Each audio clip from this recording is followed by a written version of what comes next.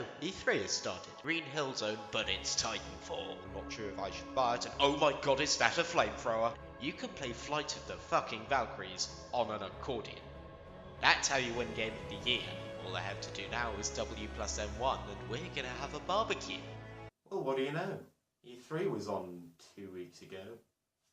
Won't stop me from beating the fuck out of that dead horse.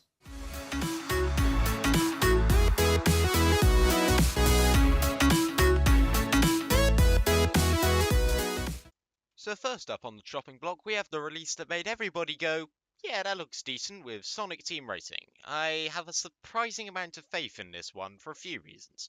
Firstly, it's being handled by Sumo Digital, same people behind the Sega All-Stars games, which I enjoy thoroughly.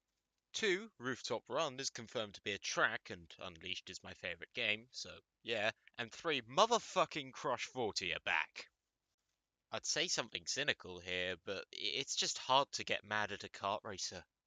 Next up, we have Rage 2, a sequel to a game that everyone has seemingly forgotten about. However, a look at the histories of both studios involved will thankfully restore any faith you have, as it's a cross between Avalanche Studios and id Software. And the game is set in the post-apocalyptic wasteland. Why is the world a post-apocalyptic wasteland? Well, according to the trailer... It wasn't a war. It wasn't global warming. It was a fucking asteroid. This is a reference to Kimi no Nawa. I know it isn't, but it's just my job to compare everything to your name. Moving on. Then we have The Last of Us 2, and this moment in the trailer apparently stirred up some discussion, and rightfully so. I am disgusted by this. This clearly isn't representative of gameplay. I mean, where's the button prompts? We also have Assassin's Creed Odyssey, which, coming off the release of Mario Odyssey, proves my theory that Ubisoft has a high school crush on Nintendo.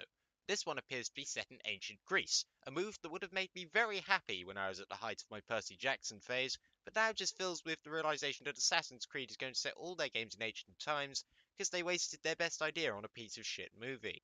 I would genuinely love to see an Assassin's Creed game set in 16th century Seville or Granada, but unfortunately I nor anyone else would be banking on this happening. So in other words... No one expects the Spanish Inquisition! Get it? Because it's like that Monty Python sketch, you know. And I'm even wearing the t-shirt, guys, and my jokes are wasted on you. Next up, we got some footage from the new SpiderMan game, which sees Electro escaping from prison. Funnily enough, one time when he did that in the comics, it ended up with the Avengers fighting dinosaurs in Savage Land. But when I hear Electro escaping, all I see is this. With a wave of my finger and a flick of my dick, one zap from me will kill you quick, so get on your knees to suck and blow, but not right now, I've got to go! Next, we have The Division 2. Yes, that is all I have to say about it. A hot topic this E3 was Jump Force, something which gets those filthy shonen casuals excited. The reactions went as followed throughout the trailer. Oh my god, Goku! Oh my god, Naruto! Oh my god, Luffy! However, with me, my reaction went something like this. Oh, that guy from that show which I don't care about. Another guy from another show which I don't care about. Well, they're fighting. Cool, I guess. Ooh, like Yagami, that's neat. Nintendo unveiled the title of its latest Smash Bros. Game, being Smash Bros. Ultimate. I mean, good, but you're gonna have to do more than that to get me on board. Oh my god, Ridley, you can take my money. Yes, it turns out that Ridley is now in Smash Bros., which is good, because it gives the Metroid franchise a bit more representation, although it doesn't disguise the fact we still know nothing about Prime 4. We'd quite like to know about that, Nintendo. Also, we got an appearance from Meta Ridley during the trailer, and because my transitions are smooth as fuck, I think this is a good time to talk about the new name of my channel. Yes, no longer am I going by the name MetaKnuckles1642, and effective in a few days, my name will be... Otaku Without Ideas. Because I have no ideas, it's a pretty self-explanatory name. We also got some more news on Death Stranding. Now, I want to talk about Death Stranding, but I know that I can't. Trying to make sense of Death Stranding is like trying to think of a good allegory to finish off this sentence with. Instead, let's talk about how Microsoft won. Microsoft decided to be the ones to reveal a little game that CD Projekt Red have been working on for the past 5 years at this point, and one that everyone had forgotten about apart from me. That game being Cyberpunk 2077. And now I get to gush about what this game contributes to its cyberpunk setting, because I've never done that with any other piece of media before. Cyberpunk 2077 is based off the tabletop game Cyberpunk 2020, which was written in the 1980s. As a result, it bears 1980s Western ideas of what cyberpunk is, namely the idea of corporate control. While my favourite, and in my opinion the most visually appealing Cyberpunk came out in 1995 and is based more off an Eastern ideal of governmental control, I still think this game is going to be a better Ghost in the Shell video game than First Assault ever could be. Just on a side note, Ghost in the Shell standalone complex First Assault was fucking awful. It couldn't even get the name of the city right. That just triggers me on a fundamental level. But I'm glad that we're getting something that is fully fledged a committed cyberpunk, especially now because the 2010s haven't had any good original cyberpunks, so much so that the only good ones have actually just been sequels to older properties. Okay, I've no right to say that because I haven't watched Psycho Pass. But if you need any more convincing that you need to buy this game, fully rendered genitals, boy, and oh shit, I'm actually feeling hype. Damn, to restore my levels to normal, I need to see something that's cripplingly mediocre, and that should do the trick. Black Ops 4 is looking as generic as ever, especially with the decision to ditch a campaign in favour of a battle royale.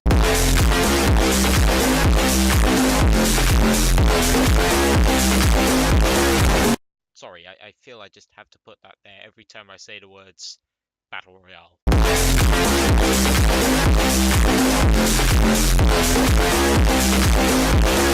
However, this mode is called Blackout and is set to be an ode to all of the previous Black Ops games, so I no longer have to refer to it as Call of Duty Battle Royale.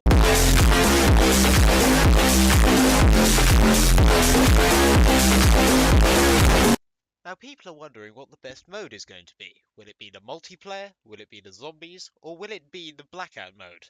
And I say, fuck all of those modes. Most fun you can have this game is by splicing the trailer in with Nichijou footage.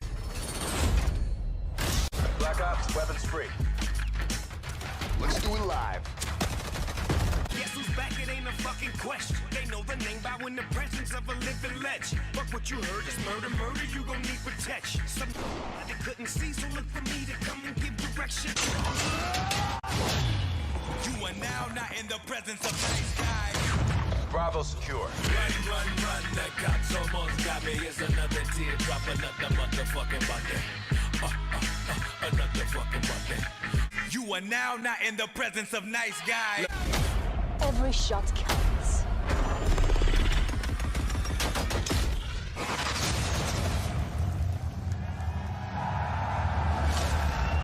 To be fair, what isn't improved by the presence of Nichijou? The Harry Potter of the gaming industry, or Respawn Entertainment as they're otherwise known, revealed that they're going to be undertaking a new Star Wars game at the conference for the Vernon Dursley of the gaming industry, or EA as they're otherwise known. Now I'd be much more excited about this proposition if it weren't for two little things. First thing, the person they got to interview, Vince Zampella, was just awful. So does that mean I get to like hold a lightsaber? Yes. And the second issue, which, to be fair, no one can get around. This game will never be Galactic Dance-Off. But one interesting thing to come out of EA's conference was actually more information about DICE's new game, which is going to be an adaptation of Violet Evergarden. That's right, they're doing an adaptation of Violet Evergarden, the stunningly animated show that came out earlier this year, which tells the story of a woman with a prosthetic arm in a setting that shares aesthetics of a world war. I, for one, am really glad about this, because now more people are going to experience this story of a woman with a prosthetic arm in a setting that shares aesthetics of a world war in video game form. Except they fucked up somewhere, and now it's called Battlefield 5. Ah, god, my jokes are original. Is there anything else I can make fun of this game for? After launch, you'll get something I know a lot of you have been asking for. It's Royale. No, I refuse to believe that. They haven't just done that, have they? But this is just disgraceful. The amount of developers ditching originality just so they can force in a battle royale mode. Oh, it didn't happen. Thank God, it was beginning to get a bit annoying with that intro playing every time I said the words battle royale.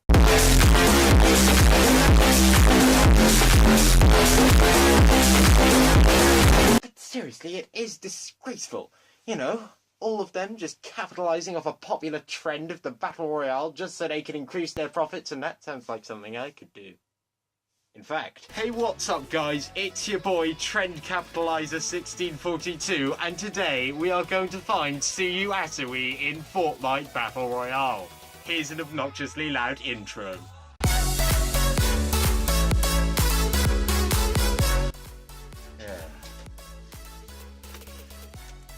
Can't beat him. Join him.